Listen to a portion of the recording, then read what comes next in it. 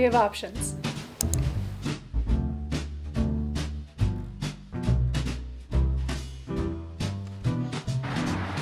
He's everything.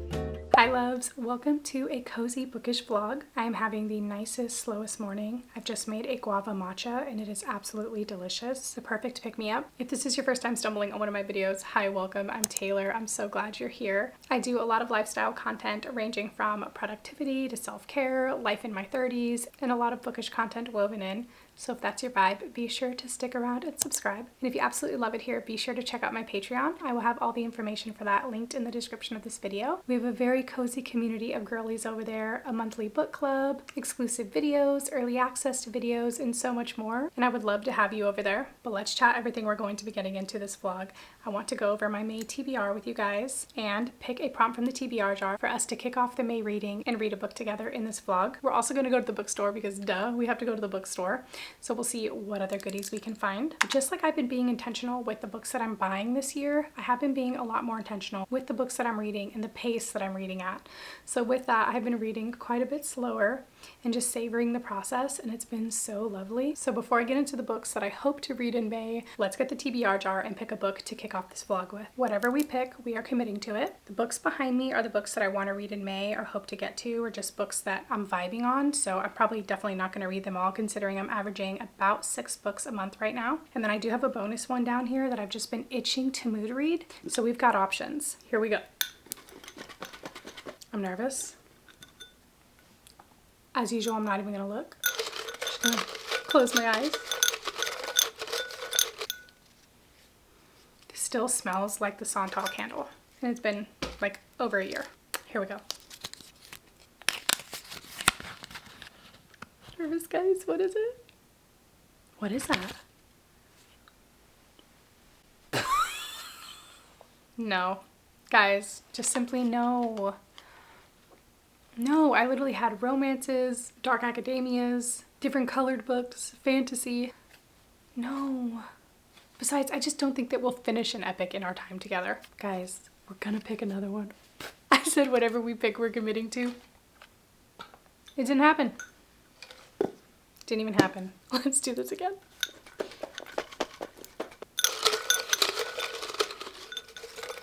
I almost thought it said free pick, and it said an epic.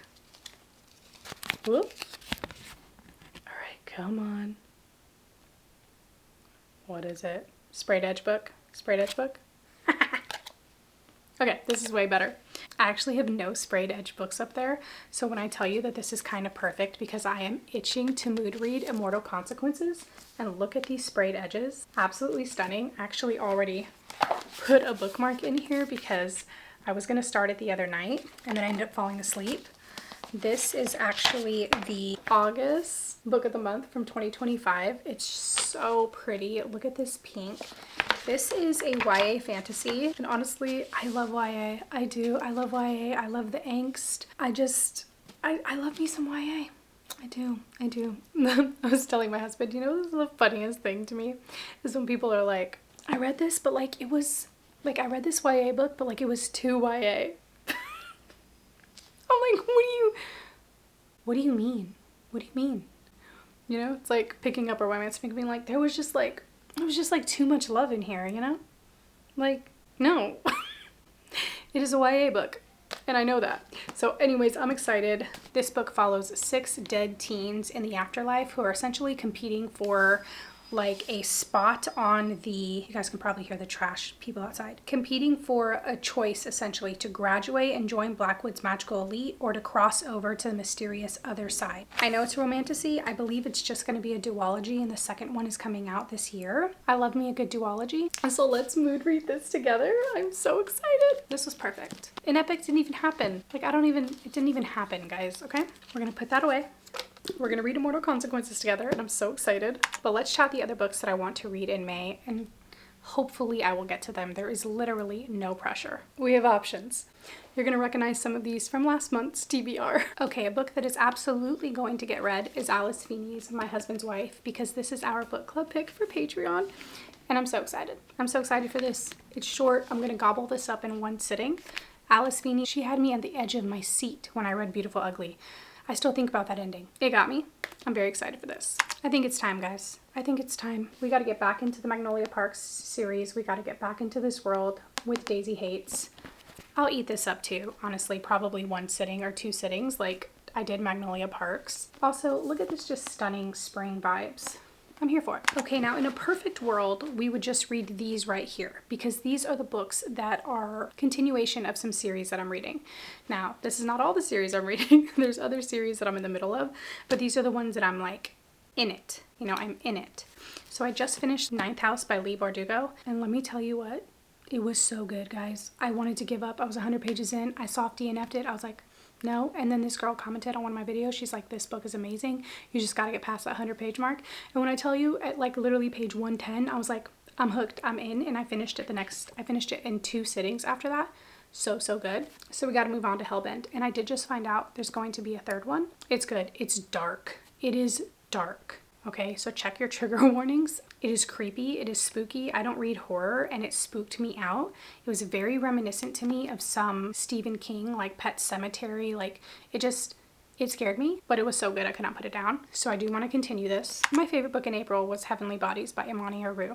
So naturally we need to get to Fallen Stars. It's one of those things that I'm gonna have to wait another year for the next book. So it's like, do I space it out at least maybe 3-4 months? Maybe, right? And then I think you kind of stay in the story that way. But maybe I'll I don't know. Maybe I'll reread them before the other one comes out. I say that, but I have so many books on my TBR that it feels unrealistic. But I loved the first one that much. So I don't know, we'll see.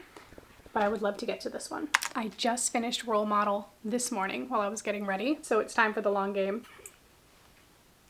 I'm so excited. And I'm also scared. Because this is like gonna devastate me and hurt. Is it gonna hurt? Is it gonna hurt? I don't know, but I'm scared. I told my husband, I was like, we're not ready for season 2. Like, we're not ready. I'm just glad there's gonna be another book. And then rewind it back. This is the last book in the Windy City series. I've taken my time with this series. I probably read a book like every other month. It will be time to finish this in May. So without Immortal Consequences, that's 6 books, which is probably realistic for the pace that I'm reading at. But who knows? Who knows? We'll see. I have actually not been watching TV at night and just been reading. So you never know. So we have some other options. These are from my spring reading list, if you saw that in one of my other vlogs. I do want to get into cowboy romance and I'm itching to read Flawless. I saw that the audio is like nowhere though. So I don't know. We'll see if we get to this. But I do want to get back into a cowboy romance series. And I have so many behind me. Like there's so many options. Meet Me at the Lake by Carly Fortune. I do think I will be reading this one because I already have the audio checked out through Libby and it's a quick one. It's like a 10-hour audio and I listen at 2 speed, sometimes 2.5. So I could read this in a day just like I did Role Model. Then we have Call It What You Want. This is just one that I've been itching to pick up. It might be a summer read. Who knows, but it's on my radar like for a random mood reading moment. And then Picking Daisies on Sundays. I'm thinking this might get read this month as well, just like a cozy Sunday vlog, maybe like an impromptu reading vlog. Who knows? This is short. This is trending right now. I wish that I'd read it when I picked it up last year, honestly, before it was trending, just because now the audio is much harder to get. But I also feel like maybe this would just be a good one to not audio and to just like sit and vibe all day long with like endless cups of tea, fresh flowers, and like a good ambiance, you know? So we'll see what I actually end up getting to in May. And then we're gonna go to the bookstore today. I don't necessarily have anything on my radar. I lie. Actually, I have one book on my radar. And it sounds really good. It's like, I don't know if it's historical fiction or not, but it's definitely something that is going to bear a lot of emotional weight. So we'll see. I might pick that up. I might. I'm itching, and I believe it's a new release.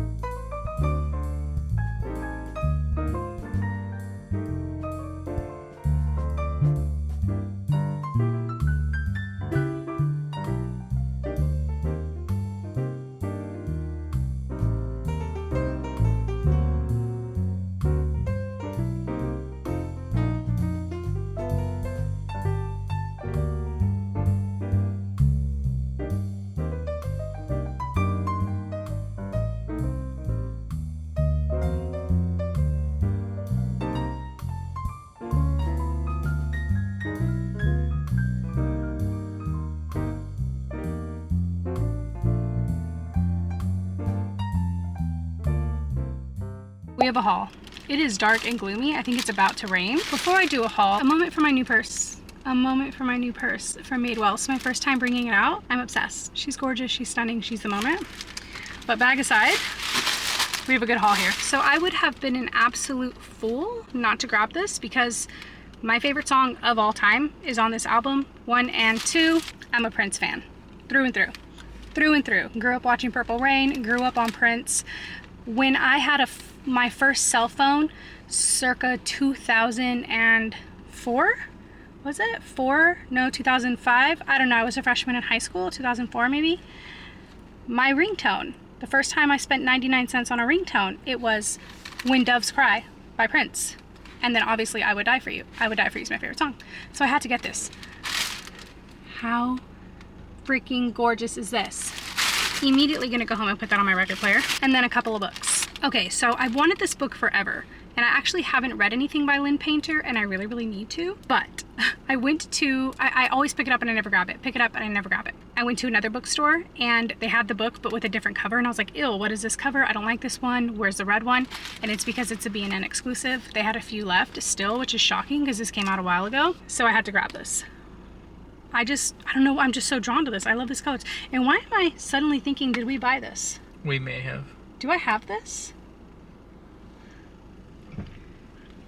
No, it's because I started collecting Lynn Painter books, like the sprayed edges. Did I pick up Fake Skating? I feel like you may have. Do I have Fake Skating, guys? Can't keep up with you. You said I can't with you. You can't, I mean. I have the receipt, if anything. That would be funny. We're gonna check when we get home. Okay, this is the book that I wanted. This is the book that I was talking about, Where the Wildflowers Grow. This is by Tara Shelton Harris, and apparently this book is absolutely incredible. There's a girl that I was speaking to online that said that this is her like #1 book that she's read this year. It was so gripping, she couldn't put it down. Guys, this name plagues me. L-E-I-G-H, is that Lee or Leah or Leia? What is that? Okay, I don't know, but it is about her nonetheless. It says she's the last of the wild. She knows this because she watched them all die. Grief never truly fades, and even as a tragedy haunts her, Lee carries on because survival is in her blood. So when the transport bus taking her to prison careens off the road, killing everyone on board except her, she does what's in her nature. She survives. I'm excited for this. So, that's our little haul. I'm really hoping I don't have Fake Skating at home, but we're gonna see. We're gonna go eat at Olive Garden now.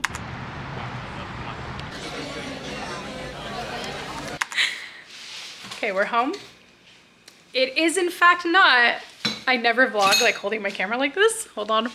It's not there with the Lynn Painter books here, all right? Andrew's checking the TBR cart. It's not gonna be there. Is it there? I'm trying to find. I definitely don't own it. You sure? You would see it by now. It's hardback. I mean. Yeah, but you have all this stuff here too. I do in fact not own Fake Skating. I win that bet. What are you looking for? He's like looking everywhere else. I'm like, no, baby, those are my cowboy romances. Like, it would only be in 2 places. Do I win this bet? Lucky. Well, I didn't bet you, but sure. Would you like to bet me something? Yeah, I can bet you, but I don't bet something you that bet me? I know I don't want to win. I didn't have the book. You can't make a bet after it's done. I guess you're right. Well, nonetheless, I win. There was a bet in my head. But anyways, I don't have the book. That's great news. Let's get cozy and read. Actually, just kidding. Let's put the record on. It comes with a poster? Yeah. Stop. Yeah. Turn it around. Oh my god. Oh my god. That's cool. I'm mega fangirling right now. Are you freaking kidding me? Are you freaking... No, please. It's him and the revolution. Oh my god, I died. Let's play it right now. This is great, guys. Look at this stunning floral print. The lighting is so bad, so I'm going to tilt it a little bit, but that is stunning.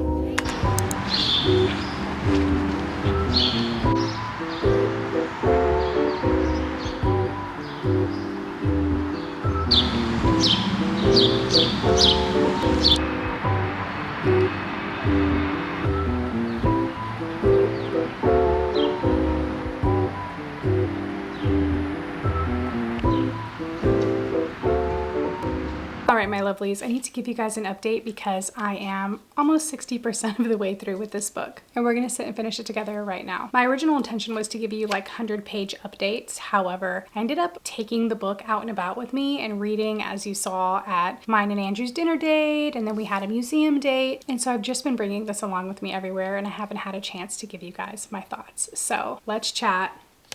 Immortal Consequences. In this book, we're getting the perspective of all 6 students, which I think is really cool. And I do feel like this story is incredibly unique. It's giving me some feelings that I got when I read Harry Potter, and I haven't ever gotten that reading anything else. I've never been reading a fantasy and been like, hey, I'm kind of getting Harry Potter vibes, unless it's like a Hermione retelling or like, you know, a traditionally published book that was based originally on a Hermione fanfic. And with that being said, it's not because of relationships, it's actually just because of this magic school. They're having trials, like the first trial took place in a maze. So it was just very reminiscent to me of the Goblet of Fire, if you know Harry Potter. And it actually got very dark very quick, which I wasn't expecting. So I do feel like this is definitely like an older YA book. There's a lot of different relationships that are happening, a lot of trauma from their lives when they were human before they crossed over to this like limbo, if you will. And then like my initial thought was, why are only some people coming to this academy? How come every person that passes isn't coming to this academy? Why are some immediately crossing over to the other side?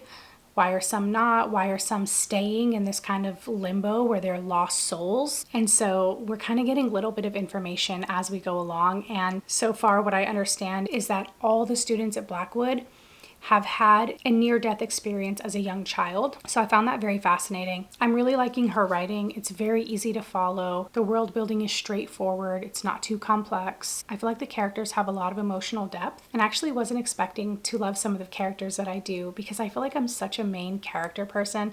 And if you've read this, I feel like maybe Ren and August are kind of giving main character vibes, but I'm actually really loving Emilio. He's my favorite character so far. The book to me had a little bit of a slow start, but after about 100 pages, it really started picking up, especially when they start the first trial. So what's happening right now is that there has traditionally been something called a decennial. And the decennial is typically one student that is chosen to go through these trials, and then that student gets the choice.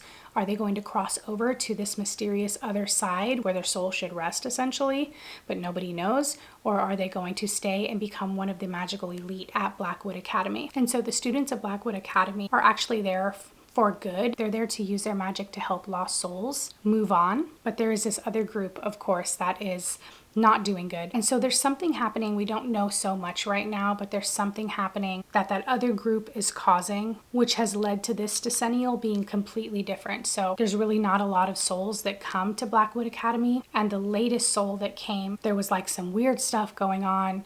And basically it's all going back to this group. And so now this decennial is a little bit different. Instead of having one student chosen, they've chosen a bunch of different students, and whoever the victor is going to have the choice. And if they do make the choice to stay and become one of the magical elite, then they're going to become the leader of the magical elite, which right now there is no leader. But of course they get the choice. And so we're getting some of the internal dialogue from each of the characters that some of them don't want to become the magical elite. Some of them do want to move on. You know, they're worried about their relationships that they have there, but everyone is also kind of fend for themselves sort of energy at the same time. So it is complex, and I'm enjoying that very much. I'm going to sit down and finish the last 40% of this and then give you guys my final thoughts. Right now, it's feeling like it's going to be like a solid 3.75, possibly 4-star. We'll see how it comes together. But I'm going to pop the audiobook in while I do some embossing. I'll show you guys my embosser in a second. I've been meaning to go through and emboss all of the books in our home library. However, I just have not. So I'll probably be doing that a little bit at a time. But I thought today that we could start with my favorite books of the year so far. I would say first quarter, however, you guys are getting this in May, so really my favorite books of the first 4 months of the year. And I've got a good stack right here. So starting in January, we have Forbidden Alchemy by Stacey McEwen. This book caught me so off guard. I honestly was not expecting to love it this much. I thought I would enjoy it, but fantasy is a very tricky genre for me. I wouldn't say like I'm like a die-hard fantasy fan. I feel like I'm definitely more of a romance reader. Like if I was going to pick one genre, I'd be like, okay, I'm a romance reader. So fantasy is a little bit hard for me. This book is 10 out of 10. 10 out of 10. I cannot recommend this enough, and not enough people are talking about this book. I cannot wait for the second one. I'm so excited. It left me on a brutal cliffhanger. If you've read this, please let me know. The MMC, Patrick, He's everything. In February, we actually have two: A Dowry of Blood by S.T. Gibson and, to no surprise, The Nightingale by Kristen Hanna. Totally different books, totally different vibes. Emotionally gripping. So painful. So painful, but so beautiful, so complex. Just Kristen Hanna has beautiful character-driven stories, just beautiful relationships, but it will gut you. So be prepared. A Dowry of Blood. I can't stop thinking about this. If you haven't read this, pick this book up, okay? This is a delicious good time. A delicious good time. This is Dracula's bride, Constanta. And I'm not even going to tell you anything else, okay? But we're getting Dracula's bride's perspective and story. And let me just tell you, it's toxic. It will have you on the edge of your seat. This is a read in one sitting book. In March, we have two as well. Project Hail Mary by Andy Weir and Play Along by Liz Tomforty. This is my favorite book in the Windy City series. Isaiah Rhodes, The Man You Are. Okay, I love Isaiah. Love this book. This is a perfect sports romance. You need a good sports romance? You haven't read the Windy City series? Read it. This is the best one. Let me know when you get to it, or let me know if you've read it. And then, of course, Project Hail Mary. I mean, if you haven't read it or seen the movie, what are you doing? Such a good sci-fi, such a good story, perfect ending. Will also just have you on the edge of your seat. It's just a good time. One and done good time. And then April, Heavenly Bodies by Imani Aru. I told you guys this already. We've already talked about it. I won't go into it anymore. I love this book. I can't stop thinking about it. So let's get these embossed. Let me show you the one that I have. This was a gift from my cousin, and this actually says from the library of the Ackermans, I believe. So it's for just our household. My husband reads as well. We have a big library. We have so many books. So it's really nice to just have an embosser that like represents our family. And she let us pick like the little picture we wanted. So let's pop the audiobook in and get to embossing.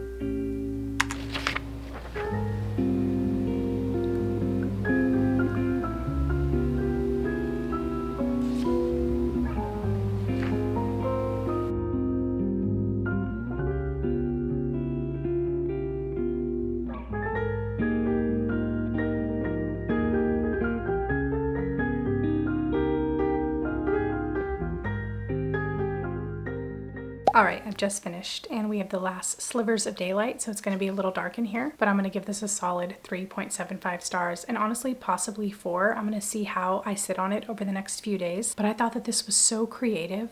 There was a very unexpected twist and it just leaves you ready to pick up the second book to find out what's going to happen. I for some reason thought that this was romantasy, and while like I said there are relationships, that really wasn't the focus of this book. But I'm not disappointed by that. I honestly was okay with it not being driven by a romantic relationship, but rather the complexity of these friendships or just these students in general that are all experiencing being at this school in the afterlife. I just feel like this was very creative, very unique, overall a very fun read. And I'm excited for the second one. I believe it comes out July 16th. I've set a reminder on my phone, so I'm going to be sure to pick that up. And I'm glad that I don't have to wait too long. And I'm also glad, I believe it's only going to be a duology. I believe so. So I'll be very happy to see how this ends and where the relationships go in the next book. Because when you do read the description on the inside, it really does seem like it's focusing on Ren and August's relationship. But I felt like everybody got kind of equal page time and I was invested in every single character. And I think that that's a really difficult thing to do when you're sharing so many perspectives in one book. But with that, guys, I am so tired. I'm gonna go cozy up and rest for the rest of the night. Thank you guys so much for spending a few bookish days with me. I hope that you enjoyed it, and I'll see you in the next cozy vlog.